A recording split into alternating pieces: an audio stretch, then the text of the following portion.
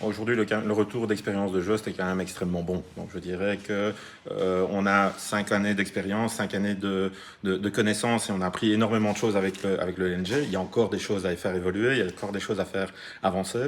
Ça n'a pas été une période extrêmement simple pour nous aussi, soyons clairs, avec le LNG qui a pris, qui a évolué en termes de prix de manière phénoménale pendant ces années-là.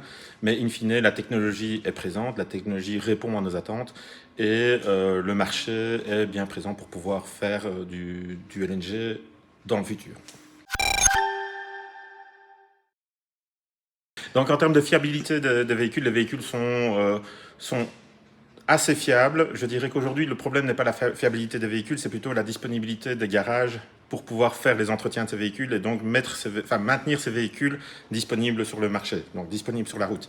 Vous avez par exemple dans les camions diesel beaucoup plus de garages qui permettent de faire rouler les véhicules et donc si vous avez un petit problème, une petite panne, c'est très facile de les remettre en place en route. Un camion LNG, vu qu'il y a moins d'intervenants qui connaissent cette technologie, ça prend toujours un petit peu plus de temps et donc ça veut dire que le temps de disponibilité du véhicule est un petit peu plus faible. Mais je suis sûr et certain que ça va évoluer parce que les investissements vont se faire par rapport à cela.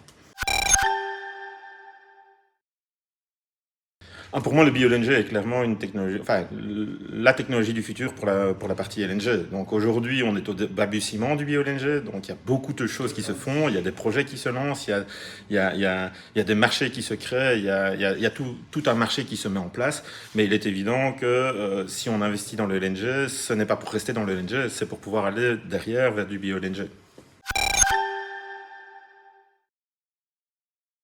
On va continuer à investir dans une flotte LNG malgré les incertitudes, que ce soit des incertitudes réglementaires, que ce soit des incertitudes au niveau de la disponibilité des stations et ainsi de suite. Parce qu'effectivement, ce qui s'est passé en 2022 refroidit un certain nombre d'intervenants dans l'investissement de nouveaux camions LNG. Mais il est inévitable, on va continuer à investir, nous, dans le LNG parce qu'on ne peut pas rester avec du diesel pur. On doit trouver une autre solution et que pour le secteur du transport moyen longue distance, le LNG bio-LNG est la seule solution alternative viable au diesel. À très long terme, même à très long terme, l'hydrogène ne prendra pas le pas par rapport au LNG parce qu'il va falloir des sources d'énergie très bon marché pour pouvoir produire cet hydrogène, donc il va falloir avoir des excédents d'électricité. Ces excédents d'électricité, aujourd'hui, on ne les a pas. Il va falloir pouvoir stocker également cet hydrogène. Or, stocker l'hydrogène, ce n'est pas la même chose que de stocker du LNG. Autant investir dans une énergie qui est déjà mature et convertir de l'hydrogène en CNG ou en LNG, c'est quelque chose qui est tout à fait réalisable. Chaque fois, c'est des déperditions d'énergie, on est clair. Mais c'est beaucoup plus facile de stocker du LNG que de stocker de l'hydrogène.